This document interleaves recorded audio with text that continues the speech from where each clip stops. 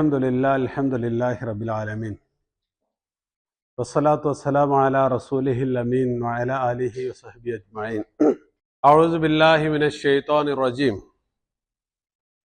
ഖാലൂ യാ മൂസാ ഇന്നാ ലൻ നദ്ഖുലഹാ അബദൻ മാ ദാമൂ ഫീഹാ ഫദ്ഹബ് അൻത വറബ്ബുക ഫഖാതിലാ ഇന്നാ ഹൗനാ ഖായിദൂൻ.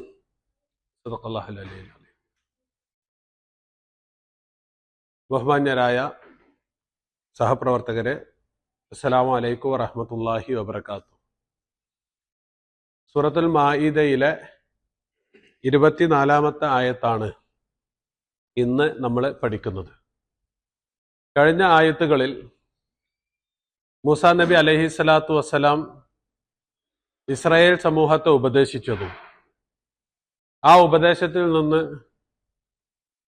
ആ സമൂഹം പിന്തിരിഞ്ഞു കളഞ്ഞതും അവരിൽ നിന്ന് തന്നെയുള്ള രണ്ടാളുകൾ ഖാല റജുലാനി മിനല്ലദീന യഖാഫൂന അൻഅമല്ലാഹു അലൈഹിമ എന്ന് പറയുന്ന ആ ഭാഗത്ത് രണ്ടുപേർ അവരെ വീണ്ടും പ്രോത്സാഹിപ്പിച്ചതും ഉള്ള ചരിത്രമാണ് നമ്മൾ പറഞ്ഞു കഴിഞ്ഞത്. അപ്പോൾ ഈ പടച്ചതമ്പുരാൻ നിങ്ങളുടെ കൂടെ ഉണ്ടാകും, നിങ്ങൾ ആ മദീനയിൽ ആ പട്ടണത്തിൽ കയറി ആക്രമണം നടത്തിയാൽ മതി എന്നുള്ള നിർദ്ദേശത്തെ എങ്ങനെയാണ് ഇസ്രയേൽ സമൂഹം അല്ലെങ്കിൽ അന്ന് മൂസാ പ്രവാചകന്റെ കൂടെ ഉണ്ടായിരുന്ന ബനു ഇസ്രായേൽ പ്രതികരിച്ചത് എന്നുള്ളതാണ് ഇന്നുള്ള ആയത്തിൽ നമ്മൾ പഠിക്കുന്നത്. മുമ്പുള്ള ആയത്തിൽ മൂസാ നബി അലൈഹി സ്വലാത്തു വസ്സലാം അവരോട് ദുഖുലുൽ അർളൽ മുഖദ്ദസത അല്ലത്തി കതബല്ലാഹു ലക്കും, നിങ്ങൾ ആ ഭൂമിയിൽ പ്രവേശിക്കുക എന്ന് പറഞ്ഞപ്പോ അവര് നൽകിയ മറുപടി എന്തായിരുന്നു? ഖാലു യാ മൂസ ഇന്നാ ലൻ നദ്ഖുലഹാ, ഞങ്ങൾ ഒരിക്കലും അതിൽ പ്രവേശിക്കുകയില്ല, ഹത്താ യഖ്റുജു മിൻഹ, അവരതിൽ നിന്ന് പുറത്തു കടക്കുന്നവരെ. പിന്നെ കുറച്ച് സ്ട്രോങ് ആയിട്ട് ഇവർ ഉപദേശിച്ചു, അതിനുള്ള മറുപടി കുറച്ച് സ്ട്രോങ് ആയിട്ട് തന്നെ അവര് നൽകി. ഇപ്പോ എന്താ പറഞ്ഞത്? ഖാലു യാ മൂസ ഇന്നാ ലൻ നദ്ഖുലഹാ അബദൻ. നേരത്തെ അബദനില്ലായിരുന്നു, ഇപ്പൊ എന്തുണ്ട്? അബദനുണ്ട്. എന്ന് പറഞ്ഞാൽ ഞങ്ങൾ ഒരിക്കലും അവരതിൽ നിന്ന് പുറത്ത് കടക്കുന്നത് വരെ ഞങ്ങൾ അതിൽ പ്രവേശിക്കുകയില്ല എന്നായിരുന്നു ആദ്യം പറഞ്ഞത്. ഇപ്പൊ പറഞ്ഞ എന്താണ്? ഒരു നിലക്കും നമ്മൾ അവിടെ പ്രവേശിക്കുകയില്ല. ഖാലു, അവർ പറഞ്ഞു യാ മൂസ. നേരത്തെ അതേ ശൈലിയാണ്, പ്രവാചകനെ പേര് വിളിക്കുന്ന, പ്രവാചകനെ അനാദരിക്കുന്ന അതേ ശൈലി. നല്ല മൂസ, ലൻ നദ്ഖുലഹാ അബദൻ. ഇപ്പോ 3 തഅ്കീദുകൾ വന്ന്, ഒന്നാമത്തേത് എന്താണ്? ലൻ എന്നുള്ളതാണ്. രണ്ടാമത്തേത് ഇന്നാ ലൻ നദ്ഖുലഹാ അബദൻ. അപ്പൊ അതിലെ ഇന്ന എന്നുള്ളത് ഇന്ന തഅ്കീദിൻ്റെതാണ്, ലൻ തഅ്കീദിൻ്റെതാണ്. പിന്നെ അതിനുശേഷം അബദൻ എന്നുള്ളത്. എന്താണ് ഈ അബദൻ എന്ന് പറഞ്ഞാല്?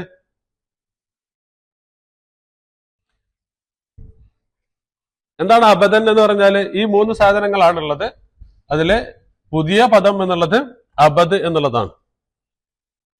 അബദ യഅ്ബുദു, അബൂദൻ എന്ന് പറഞ്ഞാല് അബദ ബിൽ മക്കാനി അഖാമ ബിഹി ഫലം യബ്രാഹു, ഒരു സ്ഥലത്ത് തന്നെ സ്ഥിരമായിട്ട് നിൽക്കുന്നതിനാണ് ശരിക്ക് അബദ എന്ന് പറയുക. പക്ഷെ ഇത് സാധാരണ അബദത്തിൽ അൽ ബഹീമത്തു തഅ്ബുദു എന്ന് പറയും. ഈ മൃഗങ്ങള് വന്യമൃഗങ്ങളായി തീരുന്നതിനാണ് ശരിക്ക് അബദ എന്ന് പറയാം. കാരണം അറബികള് വിശ്വസിച്ചിരുന്നത് വന്യമൃഗങ്ങൾ സ്വയം മരിക്കുകയില്ല, എന്തെങ്കിലും കാരണം ഉണ്ടാകുമ്പോഴാണ് മരിക്കുക. സ്വയം മരിക്കുക എന്ന് പറഞ്ഞാല് ഹത്ഫ അൻഫിഹി, നമ്മളൊക്കെ ഈ മരണക്കിടക്കയിൽ കിടന്ന് വയ്യാണ്ട് മരിക്കൂല, അങ്ങനെ മരിക്കൂല ഒരിക്കലും വന്യമൃഗങ്ങള്. നേരെ മറിച്ച് കഴുത്തെവിടെങ്കിലൊക്കെ കുടുങ്ങിയിട്ട്, അതല്ലെങ്കിൽ എവിടുന്ന് പാറയ്ക്ക് മുകളിൽ നിന്ന് വീണിട്ട്, അങ്ങനെയൊക്കെയാണ് യഥാർത്ഥത്തില് വന്യമൃഗങ്ങള്. ലം യമുത് വഹ്ശിയുൻ ഹത്ഫ അൻഫിഹി, ഒരു വന്യമൃഗവും സ്വയം മരിക്കുകയില്ല.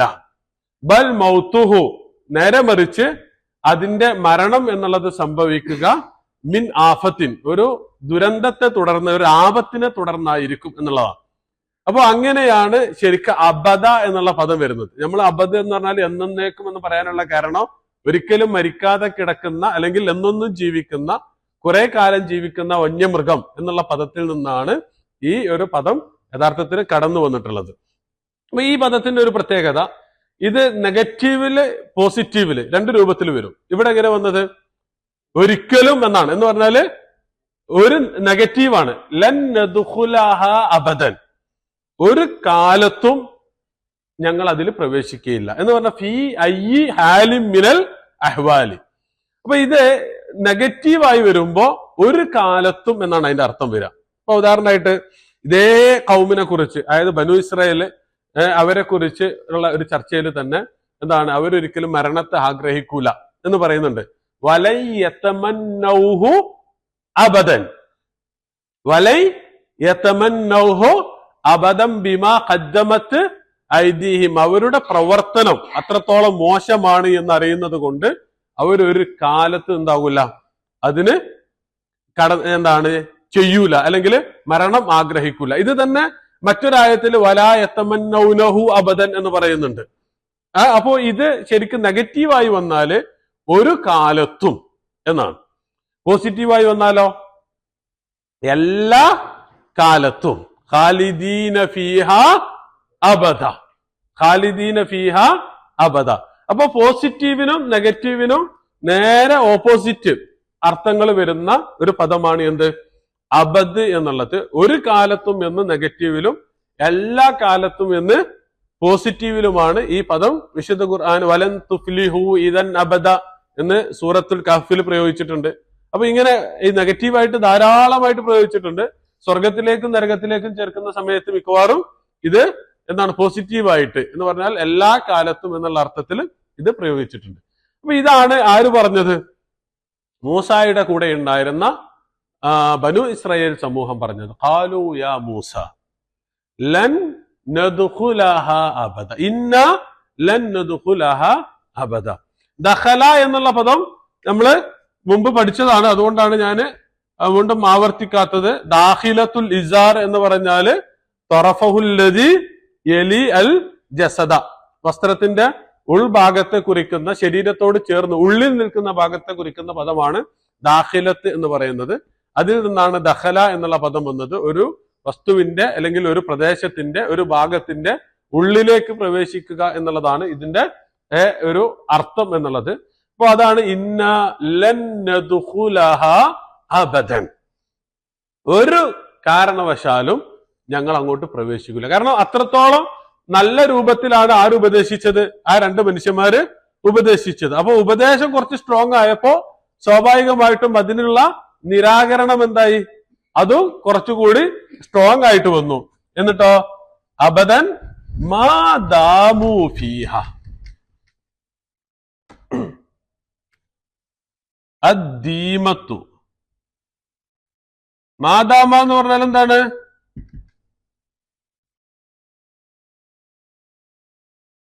അദ്ദീമത്തു, ദീമത്ത് എന്ന് പറയുന്നത് മത്തറുൻ യകൂനു മഅഹു സുകൂനുൻ, മത്തറുൻ യകൂനു മഅഹു സുകൂനുൻ, അല്ലെങ്കിൽ അൽ മത്തറുല്ലദി ലാ ബർഖ ഫീഹി, ഒരു റഅദും ബർഖൊന്നുമില്ലാത്ത മഴ. തദൂമു യൗമൻ, ഒരു ദിവസം മുഴുവനായിട്ട് ഒരേ രൂപത്തിൽ മഴ പെയ്യുന്നതിനാണ് അദ്ദീമത്ത് എന്ന് പറയാം. അതല്ലെങ്കിൽ 5-6 ദിവസമൊക്കെ തുടർച്ചയായിട്ട് ഇടി മിന്നലൊന്നുമില്ല, ഒരേ ഭാവത്തില് ഇങ്ങനെ ചെറുതായിട്ട് ഇങ്ങനെ സുക്കൂനോട് കൂടിയിട്ട് ഇങ്ങനെ ശാന്തമായി ഇങ്ങനെ മഴ പെയ്തുകൊണ്ടിരിക്കുന്നതാണ് എന്ത്? ദീമത്ത് എന്ന് പറയുക.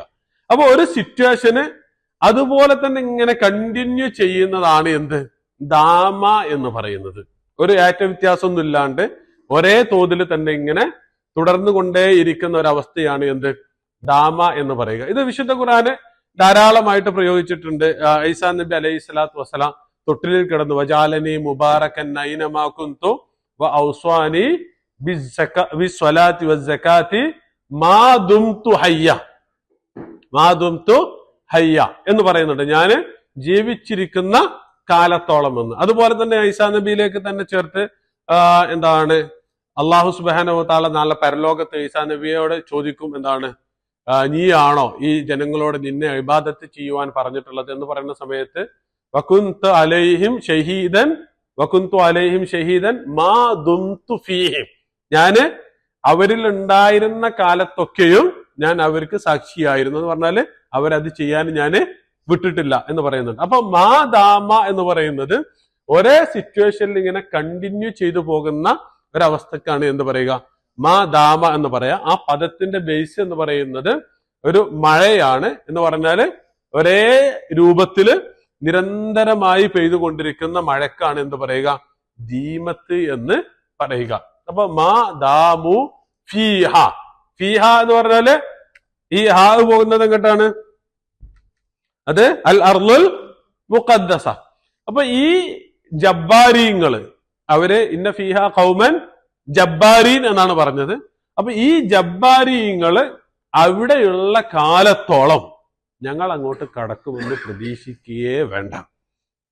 അപ്പൊ ഇത് എത്രത്തോളം അനുഗ്രഹങ്ങള് ചെയ്യപ്പെട്ട അല്ലെങ്കിൽ നൽകപ്പെട്ട ഒരു ജനതയാണ്. അള്ളാഹുവിന്റെ കൽപ്പന ഇതും ആർക്ക് വേണ്ടിയാണ് പറയുന്നത്, അവർക്ക് വേണ്ടിയിട്ടാണ് പറയുന്നത്. എന്നിട്ടും അവര് അറുത്തു മുറിച്ച് ഇല്ല, ഒരു നിലക്ക് ഞങ്ങൾ എന്തിനില്ല, അങ്ങോട്ട് കിടക്കാൻ ഞങ്ങൾ തയ്യാറല്ല എന്ന് പറയുന്നത്. എന്നിട്ടോ അപ്പൊ ഇത് ഒരു രണ്ട് രീതിയുണ്ട് എന്ന് പറഞ്ഞാല്, ഇപ്പൊ മനുഷ്യന്മാര് ഞാൻ നിങ്ങളോട് ഒരു സംഗതി പറയുന്നു, ആ സംഗതി നിങ്ങൾക്ക് ഗുണകരമായ ഒരു സംഗതിയാണ് പറയുന്നത്, നിങ്ങൾക്കത് ചെയ്യാൻ താല്പര്യമില്ല, അപ്പൊ നിങ്ങളത് ഞങ്ങൾ ചെയ്യുന്നില്ല, എനിക്ക് അതിന് താല്പര്യമില്ല എന്ന് പറയും. അത് അതിന്റെ ഒരു രീതിയാണ്. പക്ഷെ അതിന്റെ അപ്പുറമായിരുന്നു ആര്, ബനു ഇസ്രായേൽ. ഞങ്ങൾ അത് ചെയ്യുന്നില്ല എന്ന് മാത്രമല്ല, അത് പറഞ്ഞ പ്രവാചകനെ ആക്ഷേപിക്കുക എന്ന് പറഞ്ഞാൽ എത്രമാത്രം മോശമായിട്ടാണ് അവര് പ്രവാചകന്മാരോട് പെരുമാറിയിരുന്നത് എന്ന് സൂചിപ്പിക്കുന്നതാണ്. ഫദ്ഹബ് അൻത വറബ്ബുക ഫഖാതില ഇന്ന ഹാഉന ഖായിദൂൻ എന്ന് പറയുന്നത്. അപ്പോ അവിടുന്ന് ഞങ്ങൾ വരുന്നില്ല, ഞങ്ങൾ അത് ചെയ്യുന്നില്ല എന്ന് പറയുന്നതിന് പകരം, അല്ലെങ്കിൽ അതിൽ നിർത്തുന്നതിന് പകരം, ഈയും നിന്റെ റബ്ബും പോയി യുദ്ധം ചെയ്തു കൊള്ളുക എന്ന് പറഞ്ഞാൽ അത്രത്തോളം പരിഹസിക്കുന്നതാണ്. ഇതില് രണ്ട് സംഗതികളുണ്ട്. ഒന്ന്, ഈ പണി നിങ്ങളാണ് ചെയ്യ്, നീയും നിന്റെ റബ്ബും ചെയ്യേ എന്നുള്ളത്. രണ്ടാമത്തേത് നിന്റെ റബ്ബ് എന്നുള്ള പ്രയോഗം. ഇത് എപ്പോഴും ഇങ്ങനെയായിരുന്നു അവര്. എപ്പോഴും അവരുടെ ആഗ്രഹങ്ങൾക്ക്, കാര്യങ്ങൾക്ക് അവർ മൂസയോട് പറയും, മൂസ നീ ഇത് പടച്ചവനോട് പറയും. പക്ഷെ പടച്ചവനോട് പറയുന്ന, നമ്മുടെ റബ്ബിനോട് പറയും എന്ന് പറയുന്നതിന് പകരം നീ നിന്റെ റബ്ബിനോട് പറയും. ഇത് ഖുൽതും യാ മൂസ ലൻ നസ്ബിറ അലാ തുആമിൻ വാഹിദിൻ ഫദ്ഉ ലനാ റബ്ബക, ഫദ്ഉ ലനാ റബ്ബക, നീ ഞങ്ങൾക്ക് വേണ്ടിയിട്ട് നിന്റെ റബ്ബിനോട് പ്രാർത്ഥിക്ക്. എത്രത്തോളം മോശമായിട്ടാണ് അവര് പടച്ചവനോട് പെരുമാറുന്നത്, എത്രത്തോളം ഇത് ആരാണ്, റബ്ബ്, ഞങ്ങള് റബ്ബിന്റെ മക്കളാണ് എന്ന് പറഞ്ഞാൽ നഹ്നു അബ്നാഉല്ലാഹി വഅഹിബ്ബാഉ. അപ്പൊ ശരിക്കും യഥാർത്ഥത്തിൽ ക്ലോസ് ആവല്ലോ വേണ്ടത്, കുറച്ചുകൂടി ചേർന്ന് നിൽക്കുകയാണല്ലോ വേണ്ടത്. പക്ഷെ അങ്ങനെ ചേർന്ന് നിൽക്കുന്നതിന് പകരം അകറ്റി നിർത്തുകയാണ് ചെയ്തത്. അപ്പോ നീ നിന്റെ റബ്ബ് എന്നുള്ളതാണ്.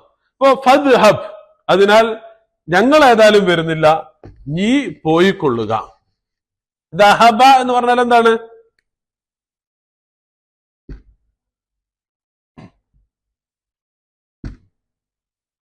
ദഹബ യദ്ഹബു യദ്ഹിബു.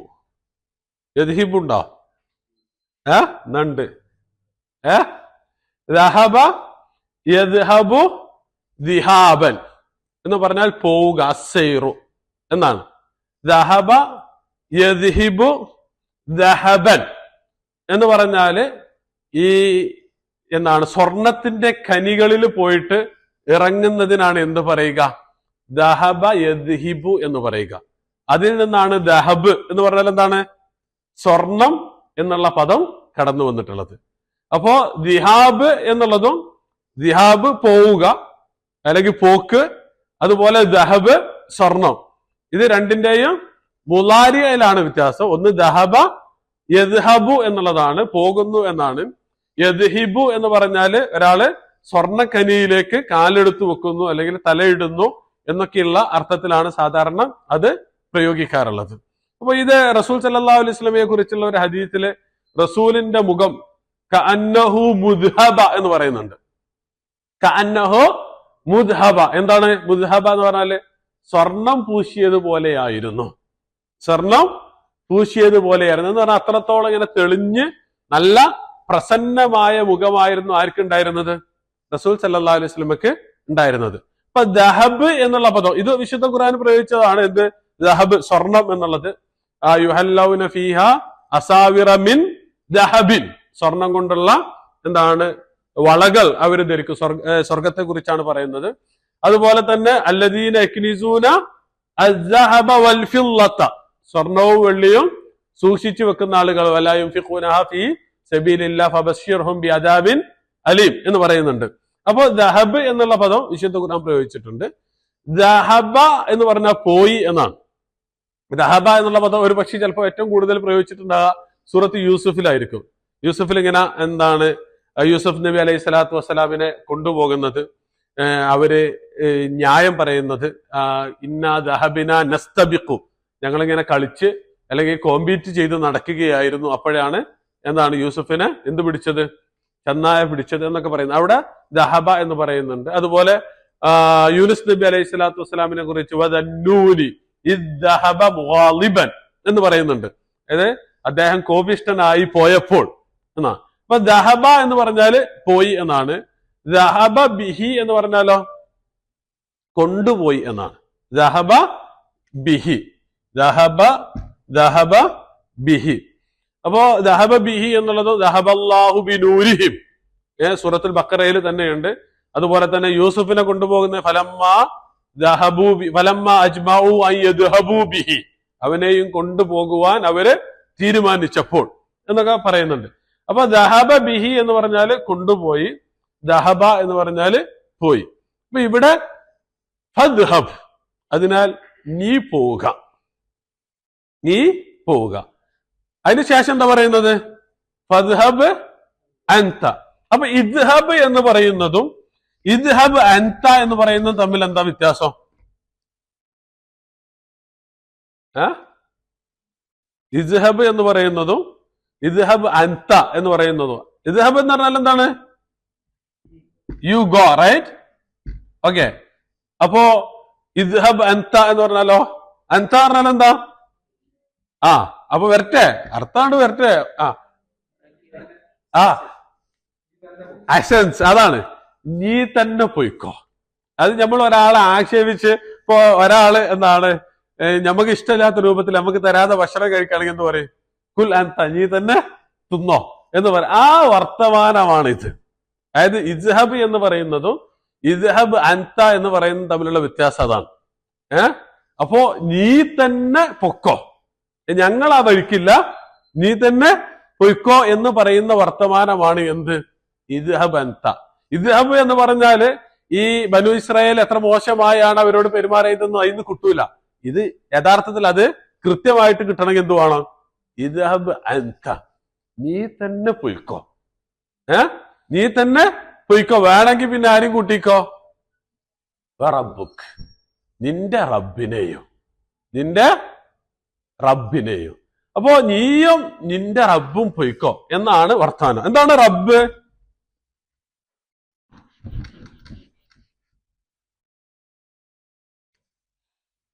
അർ-റബീബത്തു,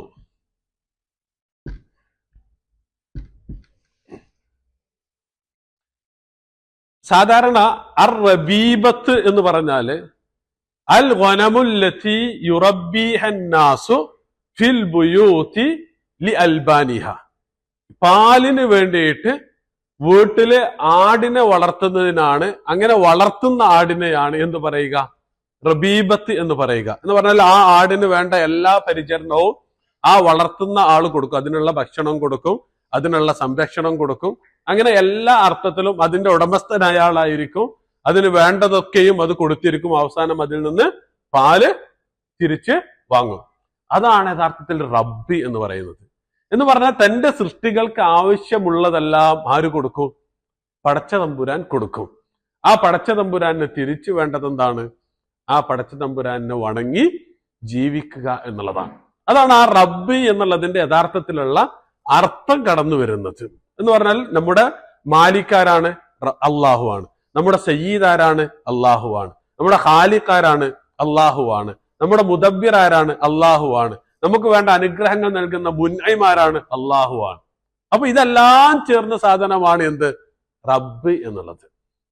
അപ്പൊ ഈ സാധനം അള്ളാഹുവിലേക്ക് ചേർത്ത് മാത്രമേ യഥാർത്ഥത്തിൽ പ്രയോഗിക്കാൻ പാടുള്ളൂ. ഇത് അതുകൊണ്ടാണ് അബൂ ഹുറൈറ റളിയല്ലാഹു അൻഹു ഉദ്ധരിക്കുന്ന ഒരു ഹദീസില് ലാ യഖുൽ അഹദുക്കും നിങ്ങളില് ഒരാളും പറയാതിരിക്കട്ടെ. എന്നിട്ട് നിങ്ങൾ എന്താണ്, നിങ്ങളുടെ ഇസ്കി റബ്ബ, നീ നിന്റെ റബ്ബിന് വെള്ളം കൊടുക്ക്, അല്ലെങ്കിൽ വള്ളി റബ്ബക്ക്, നിന്റെ എന്താണ് റബ്ബിനുള്ള വള്ളി പറഞ്ഞ ഉള്ളു കൊടുക്കാനുള്ള വെള്ളം കൊടുക്കുക. അപ്പൊ ഇങ്ങനെയൊന്നും അത്ഇം റബ്ബക്ക് ഇങ്ങനെയൊന്നും പറയരുത്. പിന്നെന്താ പറയേണ്ടത്? പിന്നെ പറയേണ്ടത് സയ്യിദി മൗലായ. സയ്യിദ് അതായത് യജമാനനെ കുറിക്കാൻ അറബികൾ സാധാരണ എന്താ പ്രയോഗിച്ചിരുന്നത്? റബ്ബ് എന്നുള്ള പദമായിരുന്നു പ്രയോഗിച്ചിരുന്നത്. അപ്പൊ അത് ആര് തിരുത്തി? അത് ഇസ്ലാം തിരുത്തി. കാരണം റബ്ബായിട്ട് ആരേ ഉള്ളൂ? റബ്ബായിട്ട് പടച്ചവനെ ഉള്ളൂ.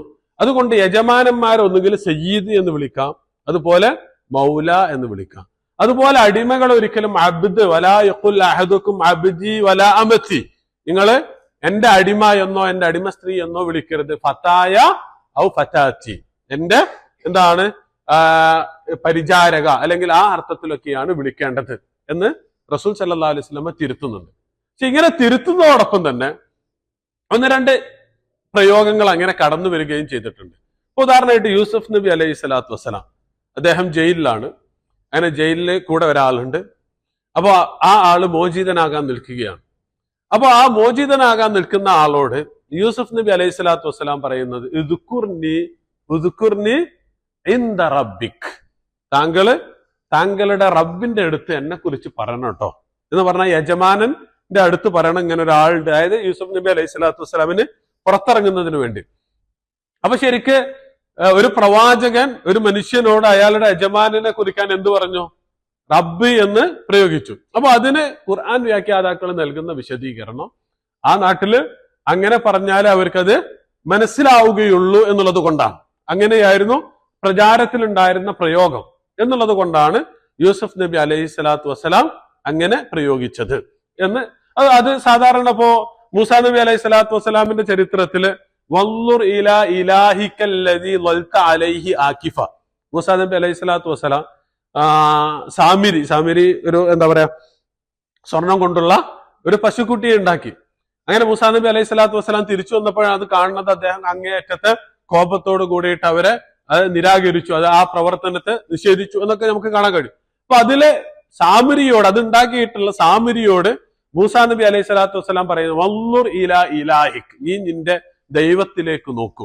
യഥാർത്ഥത്തിൽ അത് എന്താണ്? അത് അദ്ദേഹത്തിന്റെ ദൈവമായത് കൊണ്ടല്ല, പക്ഷെ ദൈവമായി സ്വീകരിച്ചതിനെ നോക്കൂ എന്നുള്ള അർത്ഥത്തിലാണ് ആ പ്രയോഗം. അപ്പൊ അങ്ങനെയുള്ള പ്രയോഗങ്ങൾ നമുക്ക് കാണാൻ കഴിയും. അതുപോലെ ഈ മൃഗങ്ങളുടെ യജമാന യഥാർത്ഥത്തിൽ എന്താണ്? റബ്ബ് എന്നാണ് സാധാരണ പ്രയോഗിക്കുക. അപ്പൊ ഈ ലോല്ലത്തുൽ ഇബില്, വഴി തെറ്റിയ ഒട്ടകത്തെ കുറിച്ച് ഒരു സഹാബി റസൂൽ സല്ലല്ലാഹു അലൈഹി വസല്ലമയുടെ അടുത്ത് എന്നിട്ട് ചോദിച്ചു. അപ്പൊ റസൂല് അയാളോട് ചോദിച്ചു, മാലക്ക വലഹ, അതിന്റെ പാട്ടിന് വിട്ടേക്ക്, നീയും അതും തമ്മിൽ എന്താണ് കാര്യം?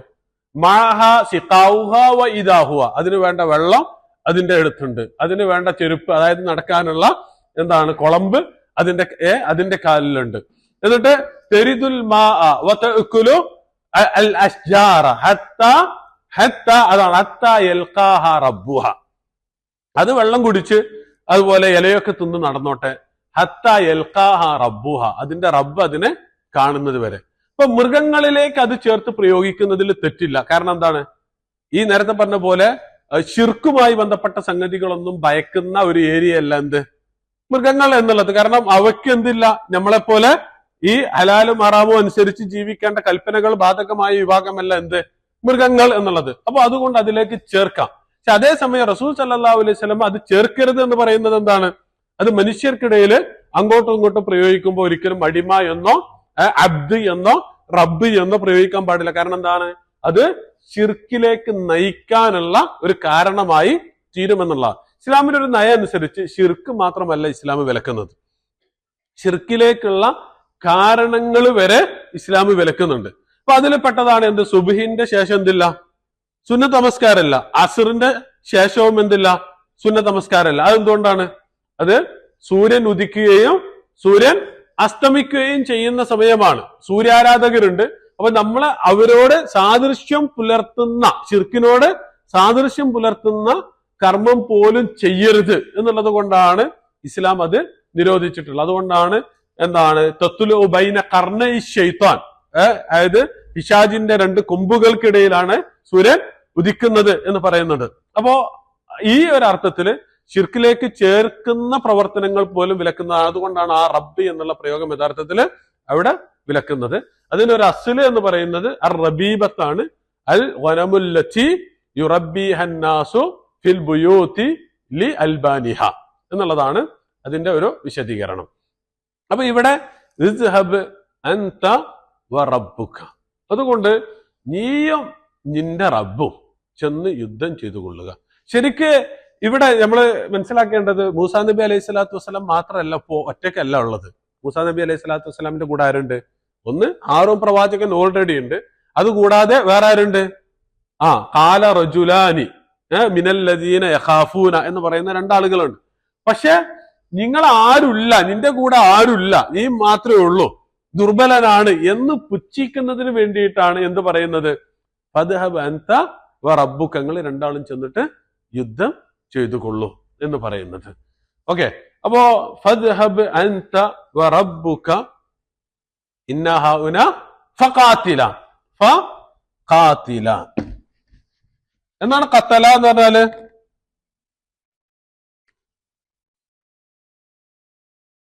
ഖതല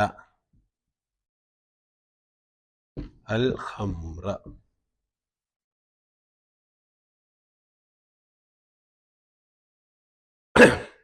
ഖത്തല അൽ ഖംറ ഖത്ലൻ മസജഹ ഫഅസാല ബിദാലിക ഹിദ്ദതഹ. ഈ മദ്യത്തില് വെള്ളമൊഴിച്ച് അതിനെ നിർവീര്യമാക്കുന്നതിനാണ് എന്ത് പറയാ? ഖത്തല എന്ന് പറയുക. റജുലുൻ മുഖത്തലുൻ എന്ന് പറഞ്ഞാൽ മുദല്ലലുൻ, ഖത്തലഹു അൽ ഇഷ്ഖു, ഒരു മനുഷ്യനെ സ്നേഹം കൊന്നു കളഞ്ഞു എന്ന് പറഞ്ഞാൽ അയാളെ പിന്നെ ഒന്നിനും പറ്റാത്ത കോലത്തിലാക്കി എന്നാണ് എന്ത്? റജുലുൻ മുഖത്തലുൻ എന്ന് പറയും. അതുപോലെ തന്നെ ഖൽബുൻ മുഖത്തലുൻ എന്ന് പറഞ്ഞാല് ഖുത്തില ബിൽ ഇഷ്ഖി എന്ന് പറഞ്ഞാല് പ്രണയത്തിൽ വീണ് അയാള് നശിച്ചു കഴിഞ്ഞ് എന്ന് പറയുന്നതിനാണ് എന്ത് പറയുക? ഖൽബുൻ മുഖത്തൽ, റജുലുൻ മുഖത്തൽ എന്നൊക്കെ പറയുന്നത്. ഖത്തല അൽ ഖംറ എന്ന് പറഞ്ഞാൽ നിർവീര്യമാക്കപ്പെട്ട മദ്യം. പിന്നെ എന്തിനാ പറ്റുക? പിന്നെ മദ്യത്തിന്റെ ഫലമൊന്നും അതിന് ഉണ്ടാവുകയില്ല. അപ്പൊ ഒന്നിനെ ഒന്നുമല്ലാതെയാക്കി തീർക്കുന്നതാണ് എന്ത്? ഖത്ല് എന്ന് പറയുന്നത്. അപ്പൊ അതാണ് ഭാഷയിൽ ഖത്തല എന്നുള്ള പദത്തിന്റെ ഒരു അടിത്തറ, ഭാഷാപരമായ അടിത്തറ എന്ന് പറയുന്നത്. വിശുദ്ധ ഖുർആൻ ഇത് പല രൂപത്തിൽ പ്രയോഗിച്ചിട്ടുണ്ട്. ഇപ്പോ ഖത്തല എന്നുള്ളത് ഖത്ല്, അതായത് കൊലപാതകം എന്നുള്ള അർത്ഥത്തിൽ. മൻ ഖത്തല മുഅ്മിനൻ മുതഅമ്മിദൻ, ആരെങ്കിലും ഒരു വിശ്വാസിയെ അല്ലെങ്കിൽ ഒരു മുഅ്മിനെ ബോധപൂർവം കൊന്നാൽ എന്നൊക്കെ പറയുന്നു. അതുപോലെ ഫതവഅത് ലഹു നഫ്സഹു ഖത്ല അഖീഹി ഫഖതലഹു, ഈ ഹാബീലും ഹാബീലും തമ്മിലുള്ള ആ വിഷയത്തില് അവസാനം ഹാബീലിനെ കൊന്നു എന്ന് പറയുന്നിടത്ത് ഖത്ല അഖീഹി ഫഖതലഹു. അപ്പൊ അങ്ങനെ വധിക്കുക എന്നുള്ള അർത്ഥത്തില് സാധാരണ ഇത് പ്രയോഗിക്കാറുണ്ട്. ഒരു വ്യക്തി മറ്റൊരു വ്യക്തിയെ വധിക്കുന്നതുമായി ബന്ധപ്പെട്ട്. യുദ്ധം ചെയ്യുക എന്നുള്ള അർത്ഥത്തില് ഖാതിലുല്ലദീന ലാ യുഅ്മിനൂന എന്ന് പറയുന്ന, അപ്പോ ആ അർത്ഥത്തില് നിങ്ങൾ എന്താണ് ഇവരോട് യുദ്ധം ചെയ്യുക എന്നുള്ള ഒരു രൂപത്തിലുള്ള പ്രയോഗങ്ങൾക്ക് ഖാതല എന്നുള്ളത്. അതുപോലെ ഒരു സംഘം പരസ്പരം കലഹിക്കുന്നതിന് എന്ത് പറയും? ഇഖ്തതല എന്ന് പറയും. അത് നമ്മുടെ ഇതായിരുന്നു സൂറത്തുൽ ഹുജറാത്തില് വിശ്വാസികൾക്കിടയിലുള്ള പരസ്പര കലഹത്തെ കുറിക്കുന്നതിന് വേണ്ടി ഇഖ്തതല എന്നുള്ള പദമാണ് പ്രയോഗിച്ചിട്ടുള്ളത്. ഇതൊന്നും കൂടാതെ യുദ്ധത്തിലേക്കൊന്നും ചേർക്കാതെ ഒരു വ്യക്തിയെ ശപിക്കുന്നതിന് എന്ത് പറയും? ഈ പദം പ്രയോഗിക്കും. ഖാതലഹുമുല്ലാഹു അന്നാ യുഫകൂൻ. മുനാഫിക്കുകളെ കുറിച്ച് പറഞ്ഞെടുത്ത് അവരെ അള്ളാഹു എന്താക്കിയിരിക്കുന്നു? ശപിച്ചിരിക്കുന്നു. അതുപോലെ ഖുത്തില അസ്ഹാബുൽ ഉഖ്ദൂദ്, ഖുത്തില അസ്ഹാബുൽ ഉഖ്ദൂദ്, അവർ കൊല ചെയ്യപ്പെട്ടു എന്നല്ല അതിന്റെ അർത്ഥം. അവര് ശപിക്കപ്പെട്ടു അല്ലെങ്കിൽ അവര് നശിപ്പിക്കപ്പെട്ടു എന്നൊക്കെയുള്ള അർത്ഥത്തില് ഖുത്തിലൽ ഇൻസാനു മാ അക്ഫറ എന്നൊക്കെ. അപ്പോ ഇങ്ങനെ ആ അർത്ഥത്തില് വിശുദ്ധ ഖുർആൻ, അതായത് അത് ആലങ്കാരികമാണ് എന്ന് പറഞ്ഞാല് അള്ളാഹുവിന്റെ ശാപത്തിന് വിധേയമായ പിന്നെ അയാളെ ഒന്നിനും പറ്റൂല എന്നുള്ളതാണ്. അപ്പോ നേരത്തെ പറഞ്ഞ ആ ഭാഷയിലേക്ക് തന്നെയാണ് എന്ത് ഇതിന്റെ കണക്ഷൻ എന്ന് പറഞ്ഞാല് ഖത്തല അൽ ഖംറ ഖത്ലൻ എന്ന് പറഞ്ഞാൽ അതിനെ നിർവീര്യമാക്കുക എന്നുള്ള അർത്ഥത്തിൽ, എന്ന് പറഞ്ഞാൽ ഒന്നിനും പറ്റാതെയാക്കുക എന്നുള്ളതാണ്. അതിൽ നിന്നാണ് ഖത്ല് എന്നുള്ളത്. ഫഖാതില. അപ്പൊ ഇവിടെ ശരിക്ക് കൊല്ലുക എന്നല്ല, ഇവിടെ എന്താണ്, ഇവിടെ യുദ്ധം ചെയ്യുക എന്നാണ്. അപ്പൊ നീയും നിന്റെ റബ്ബും ചെന്ന് രണ്ടാളും കൂടി ചേർന്നിട്ട് യുദ്ധം ചെയ്തു കൊള്ളുക.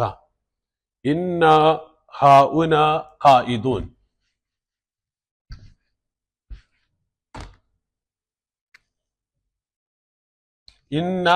ഇതില് എന്താണ് ഈ ആയത്തിന്റെ ഏറ്റവും അവസാനത്തെ ഭാഗമാണ് എന്ത്, ഇന്ന ഹഉന ഖായിദൂൻ. അതിൽ ഞാൻ നേരത്തെ മുമ്പ് അവർ നിരാകരിച്ചല്ലോ, ഹത്താ യഖ്റുജു മിൻഹ ഫഇൻ യഖ്റുജു മിൻഹ ഇന്നാ ദാഖിലൂൻ. അപ്പോ ഇന്നാ ദാഖിലൂൻ എന്നുള്ളിടത്ത് എന്താണ് ജുംല ഇസ്മിയ വന്നപ്പോ ഞാനൊരു സംഗതി പറഞ്ഞിരുന്നു. എന്തായിരുന്നു?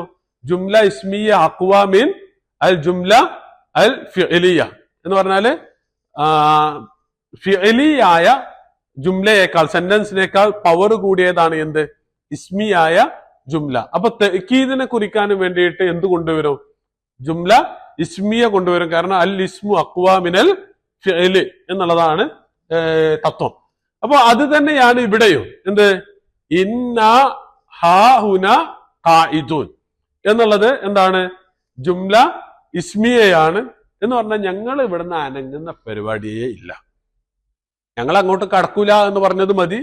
പിന്നെ നീയും നിന്റെ റബ്ബും ചെന്ന് യുദ്ധം ചെയ്തു കൊള്ളൂ എന്ന് പറഞ്ഞത് മതി. പക്ഷെ അതൊന്നും നിർത്താതെ വീണ്ടും അവരിങ്ങനെ എന്താണ് ആക്ഷേപ സ്വരത്തിൽ, പരിഹാസ സ്വരത്തിൽ ഇങ്ങനെ തുടർന്നു കൊണ്ടേയിരിക്കുകയാണ്, ഞങ്ങൾ ഇവിടെ തന്നെ ഇരുന്നു കൊള്ളാം. അപ്പൊ ഇന്ന പ്ലസ് നെഹ്നു ആണ് എന്ത്, ഇന്ന എന്ന് പറയുന്നത്. ഇന്ന ഹാ ഉന, ഒന്ന് ഹാ എന്നുള്ളതാണ്, രണ്ടാമത്തേത് ഹുന എന്നുള്ളതാണ്. ഇത് ഇങ്ങനെയും എഴുതാറുണ്ട്, ഇങ്ങനെ ചെറിയൊരു വരട്ടിട്ട് അങ്ങനെയും എഴുതാറുണ്ട്, ഹാ ഹുന. ഈ ഹാ എന്നുള്ളതൊക്കെ നമ്മൾ സാധാരണ അറബി ഭാഷയിൽ തൻബീഹിനെ കുറിക്കാൻ, ഒരാളുടെ ശ്രദ്ധ ക്ഷണിക്കാൻ കുറിക്കുന്ന ചില പദങ്ങളുണ്ട്. ഇപ്പൊ യാ അയ്യുഹല്ലദീന ആമനു എന്നുള്ളതിലെ യാ എന്നുള്ളത് നമ്മൾ ഹേയ് എന്നൊക്കെ വിളിക്കൂല. അപ്പൊ അതുപോലുള്ള ഒരു സാധനമാണ്, അതുപോലെ ഉള്ള ഒരു സാധനമാണ്. പക്ഷെ ഇത് നെഗറ്റീവ് മീനിങ്ങിന്, ആളെ വഷളാക്കാന് ഒക്കെ അല്ലെങ്കിൽ മോശാർത്ഥത്തിൽ പ്രയോഗിക്കുന്ന ഒരു സാധനമാണ്. ഏയ് എന്നൊക്കെ ഉള്ള രൂപത്തിൽ തന്നെ യാ എന്നുള്ളതിന്റെ മറ്റൊരു തലത്തിൽ നിന്നുള്ള പ്രയോഗമാണ് എന്ത്, ഹ എന്നുള്ളത്. അപ്പൊ ഹ എന്നുള്ളത് ഹർഫ് ലി അത്തൻബീഹ് എന്നാണ് പറയുക, ലി അത്തൻബീഹ്. ഹുന എന്നുള്ളത് ലർഫാണ്, ലർഫ് മക്കാൻ എന്ന് പറഞ്ഞാൽ ഒരു സ്ഥലത്തെ കുറിക്കാൻ, ഇവിടെ എന്ന് പറയുന്ന പ്രയോഗമാണ് ഹുന. ഹുനാക്ക, ഹുനാക്ക പറഞ്ഞാല് അവിടെ, ഹുന എന്ന് പറഞ്ഞാല് ഇവിടെ. അപ്പോ ഞങ്ങള് ഇവിടെ നിന്നുകൊള്ളാം. ഇന്ന ഹഉന ഖായിദൂൻ. എന്താ ഖായിദ് എന്ന് പറഞ്ഞാല്,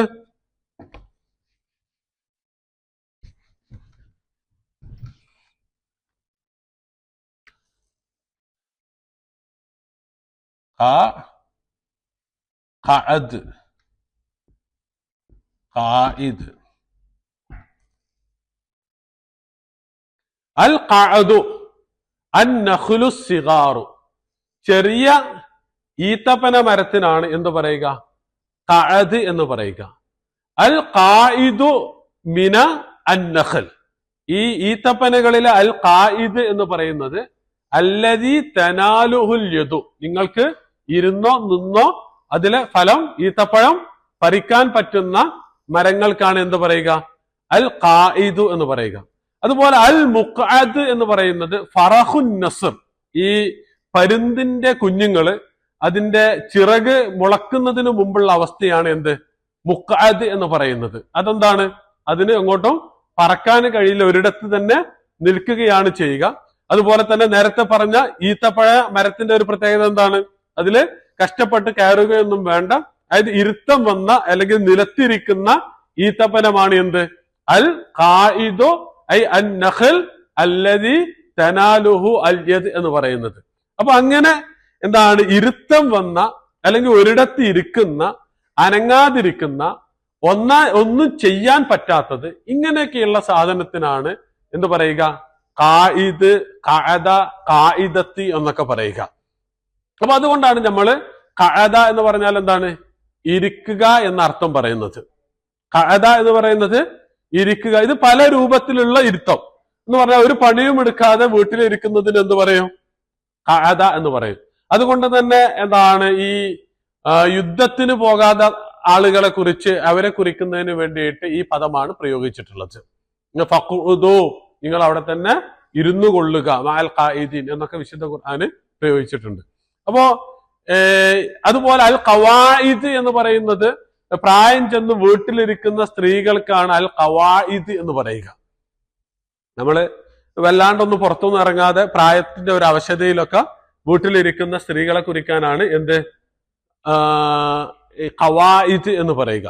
അപ്പൊ അതിൽ നിന്നാണ് ഖഅദ എന്നുള്ള പദം ഇവിടെ വന്നിട്ടുള്ളത്. ഇവിടെ ശരിക്കും അത് ഫിറ്റ് ആണേനും ഫഖു എന്നാണ് ഇന്ന ഹൗന ഖായിദൂൻ എന്ന് സാധാരണ പറയുന്നത്. അപ്പൊ ഇതില് എന്താണ് ഒരു അറബിയില്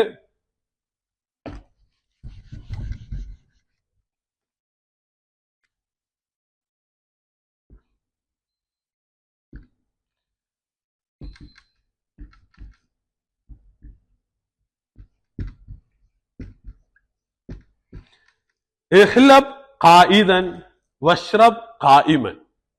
നീ ഒരാളെ ആക്ഷേപിച്ചുകൊണ്ട് അറബികൾ പറയാറുള്ളത്, നീ ഇരുന്ന് കറക്കുകയും നിന്ന് കുടിക്കുകയും ചെയ്യുന്ന ആളല്ലേ എന്നാണ്. അപ്പൊ ഇരുന്ന് കറക്കുക എന്ന് പറയുന്നത് എന്താണെന്ന് വെച്ചാല് ആടിലേക്ക് ചേർത്തുകൊണ്ടാണ്. എന്ന് പറഞ്ഞാൽ നീ സമ്പന്നനല്ല, കാരണം നിന്റെ അടുത്ത് എന്തില്ല? ഒട്ടകമില്ല. അപ്പൊ ഇരുന്ന് കറക്കുക എന്നുള്ളത് ആടിലേക്ക് ചേർത്തുകൊണ്ടാണ് സാധാരണ അത് പറയുക. എന്ന് പറഞ്ഞാൽ ഒരു ആട്ടിൻകുട്ടിയുണ്ട്, ആ ആട്ടിൻകുട്ടിനെ കറന്ന് ജീവിക്കുന്നവനല്ല നീ എന്ന് പറയുന്നതാണ്. അപ്പൊ അറബികളുടെ അടുത്ത് സാധാരണ അശ്ശാഉ മാലുൽ ളഅഫാഇ വൽ അദില്ല വൽ ഇബ്ലു മാലു ശുറഫാഇ വൽ അഖ്വിയ അങ്ങനെ പറഞ്ഞിരുന്നത്. എന്ന് പറഞ്ഞാല് ആട് എന്നുള്ളത് ദുർബലരുടെയും പാവങ്ങളുടെയും ധനമാണ്. എന്നാൽ ഒട്ടകം എന്ന് പറയുന്നത് സമ്പന്നരുടെയും പ്രമാണിമാരുടെയും ധനമാണ്. ഇത് കൃത്യമായിട്ട് മനസ്സിലാക്കണമെങ്കിൽ ഒരു ഹദീസ് ഉണ്ട്. അബ്ദുറഹ്മാൻ ബിൻ ഔഫ് റളിയല്ലാഹു അൻഹു ഒരിക്കലും റസൂൽ സല്ലല്ലാഹു അലൈഹി വസല്ലമയുടെ അടുത്ത് വന്നു. അപ്പൊ വന്നപ്പോ അദ്ദേഹത്തിന്റെ അടുത്ത് എന്താണ് ജാബിർ ബിൻ അബ്ദുറഹ്മാൻ ബിൻ ഔഫ്, ഓർമ്മ കിട്ടുന്നില്ല. അപ്പൊ അദ്ദേഹത്തിന്റെ അടുത്ത് ഒരു പുതിയ വസ്ത്രത്തിന്റെയും അതുപോലെ സ്പ്രേയുടെ ഒക്കെ കുറച്ച് അടയാളങ്ങളും ഇതൊക്കെ കണ്ടപ്പോ റസൂൽ ചോദിച്ചു, എന്ത് പറ്റി? അപ്പൊ അദ്ദേഹം പറഞ്ഞു, ഞാൻ വിവാഹം കഴിച്ചതാണ്. അപ്പോ റസൂൽ അദ്ദേഹത്തോട് പറഞ്ഞു, ഔലിം വലോ ബിശാത്തിൻ, ഔലിം വലോ ബിശാത്തിൻ, താങ്കൾ ഒരു സദ്യ ഒരുക്കുക ഒരു ആടിനെ കൊണ്ടെങ്കിലും. അപ്പൊ അതിപ്പോ ഇത് എന്താണ് നമ്മളെ നാട്ടിലാണെന്ന് പറഞ്ഞെങ്കിലോ, അപ്പോ ആട് അറുത്തിട്ട് സദ്യ കൊടുക്കണം എന്ന് പറഞ്ഞാൽ അത് വലിയ കഷ്ടപ്പാടാവും. അപ്പൊ യഥാർത്ഥത്തിൽ അതിലെ അന്നത്തെ കോണ്ടെക്സ്റ്റ് അനുസരിച്ച് അശ്ശാഉ മാലുൽ ളഅഫാഇ വൽ അദില്ല എന്നുള്ള രൂപത്തിലാണ് റസൂൽ അത് പറയുന്നത്.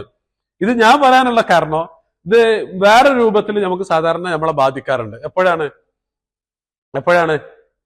ഈ എന്താണ് മുടികളയിൽ നടക്കുമ്പോ എന്താ പറയാ, അഖീഖ അറുക്കുമ്പോ എന്താ സംഭവം? പെൺകുട്ടിയാണെങ്കിൽ ഒരു ആട്, എന്താണ് ആൺകുട്ടിയാണെങ്കിൽ രണ്ടാട്. അപ്പൊ പല ആളുകളും ആട് എന്നുള്ളത് വലിയ പ്രയാസമുള്ള ഒരു സാധനമാണ്. അപ്പോ ആൾക്കാർ ഇതിപ്പോ റസൂൽ ഇങ്ങനെ കഷ്ടപ്പെടുത്തിയത്, അതും ആൺകുട്ടിയാണെങ്കിൽ രണ്ടെണ്ണം അറക്കണമല്ലോ. അപ്പൊ അതിന്റെ ഒരു രീതി നമ്മൾ മനസ്സിലാക്കേണ്ടതെന്ന് വെച്ചാല് ആട് എന്ന് പറയുന്നത് അക്കാലത്ത് ഏറ്റവും ചെറിയ സാധനമാണ്, ഏറ്റവും വില കുറഞ്ഞതാണ്. അതുകൊണ്ട് ആരും കഷ്ടപ്പെട്ട് ഏറ്റവും വില കൂടിയത് അഖീഖ അറക്കണം എന്ന് ആരും വാശി പിടിക്കേണ്ടതില്ല. അപ്പോ കാരണം അത് അങ്ങനെയായിരുന്നു അതിന്റെ കോണ്ടെക്സ്റ്റ് എന്നുള്ളത്. അപ്പൊ ഇവിടെ ഇത് പറയാനുള്ള സാധനം ഖായിദ് എന്ന് പറയുന്ന പദപ്രയോഗത്തിനാണ്. അപ്പൊ ഖഅദ എന്നുള്ള പദം സാധാരണ ഈ രൂപത്തിലൊക്കെയാണ് പ്രയോഗിക്കാറുള്ളത്. ഇരിക്കുക, ഇരുത്തം വരിക, അല്ലെങ്കിൽ ഒന്നിൽ നിന്ന് പിന്തിരിയുക, അല്ലെങ്കിൽ ഒന്നും ചെയ്യാണ്ടിരിക്കുക, ഇങ്ങനെയൊക്കെയുള്ള രൂപത്തിൽ എന്താണ് ഖഅദ എന്നുള്ള പദം സാധാരണ പ്രയോഗിക്കാറുള്ളത്. വിശ്രമിച്ചിരിക്കുന്നതിനും എന്ത് പറയും, ഖഅദ എന്നുള്ള പദം പ്രയോഗിക്കാറുണ്ട്. അപ്പോ ഇവരെ കൃത്യമായിട്ട് ഞങ്ങൾ അനങ്ങാതെ, തടി അനങ്ങാതെ, മേലനങ്ങാതെ ഇവിടെ ഇരുന്നു കൊള്ളാം എന്നുള്ള പദമാണ് എന്ത്? ഫദ്ഹബ് അൻത വറബ്ബുക ഫഖാതില ഇന്ന ഹൗന ഖായിദൂൻ എന്ന് പറയുന്നു. ഈ ഫദ്ഹബ് എന്നുള്ളിടത്ത് പറയാൻ മറന്ന ഒരു സാധനം, ഇമാം ഇബ്നുൽ ജൗസി റഹിമഹുല്ല അദ്ദേഹത്തിന്റെ എന്താണ് പ്രസിദ്ധമായ ഒരു വചനമുണ്ട്. ഉക്തും അനിന്നാസി, ഉക്തും അനിന്നാസി ദഹബക വദിഹാബക വമദ്ഹബക. നിങ്ങള് 3 കാര്യങ്ങൾ ജനങ്ങളിൽ നിന്ന് മറച്ചു വെക്കണം. ഒന്നാമത്തേത് ദഹബാണ് എന്ന് പറഞ്ഞാൽ നിങ്ങളുടെ സമ്പത്ത്. നിങ്ങളുടെ സമ്പത്ത് എത്ര ഉണ്ട്, കണക്കുണ്ട് എന്നൊക്കെ, ഇന്റെ അടുത്ത് അതുണ്ട് ഇതുണ്ട് എന്നൊക്കെ ഇങ്ങനെ പറഞ്ഞു തുടങ്ങിയാൽ സ്വാഭാവികമായും അതുകൊണ്ട് നിങ്ങൾക്ക് എന്ത് സംഭവിക്കും? ദോഷം സംഭവിക്കും. അതാണ് ഒന്നാമത്തേത്. അതാണ് ദഹബക് എന്ന് പറയുന്നത്. രണ്ടാമത്തേത് ദിഹാബക് എന്നാണ്. ദിഹാബ് എന്ന് പറയുന്നത് നിങ്ങളുടെ ആഗ്രഹങ്ങളാണ്. നിങ്ങൾ എവിടെ പോകുന്നു എന്ന് പറഞ്ഞാൽ നിങ്ങൾ എന്ത് ചെയ്യാൻ ആഗ്രഹിക്കുന്നു, എന്ത് നേടിയെടുക്കാൻ ആഗ്രഹിക്കുന്നു, എല്ലാ സ്വപ്നങ്ങളും എന്താക്കരുത്? എല്ലാവരോടും പങ്കുവെക്കരുത്. അതാണ് ആരോട് പറഞ്ഞത്? യാക്കൂബ് നബി അലൈഹി സ്വലാത്തു വസ്സലാം യൂസഫ് നബി അലൈഹി സ്വലാത്തു വസ്സലാമിനോട് പറഞ്ഞ ഫയക്കീദു ലക കൈദ എന്നുള്ളതാണ് അതിന്റെ റീസണ് പറഞ്ഞിട്ടുള്ളത്. എന്ന് പറഞ്ഞാല് അതും മറ്റുള്ളവര് എന്താക്കും? അതായത് പ്രയാസങ്ങൾ ഉണ്ടാകും. അതുകൊണ്ടാണ് നമ്മള് അൽ ഐനു ഹക്കുൻ എന്ന് പറയാറുണ്ട്. അൽ ഐനു ഹക്കുൻ എന്ന് പറഞ്ഞാൽ എന്താണ്? അയിനെന്താണ്? കണ്ണ്. ഇത് കുറച്ചുകൂടി വലുതാണ്, കണ്ണേറ് എന്ന് പറയും അല്ലെ? അപ്പോ കണ്ണേറ് യാഥാർത്ഥ്യമാണ് എന്ന് പറയും. കണ്ണേറ് എന്ന് പറഞ്ഞാല് ഒരാൾ കണ്ണ് വെച്ച് എന്നുള്ളത് കൊണ്ട് ഒരാളുടെ അനുഗ്രഹത്തിന് ഒന്നും സംഭവിക്കില്ല. പക്ഷെ ഒരാൾ കണ്ണ് വെച്ച് തീരുമാനിച്ചു കഴിഞ്ഞാൽ എന്ന് പറഞ്ഞാൽ അത് ഹസദിനെ കുറിക്കുന്ന പ്രയോഗമാണ്. എന്ന് പറഞ്ഞാൽ ഹസദ് പറഞ്ഞാൽ എന്താണ്?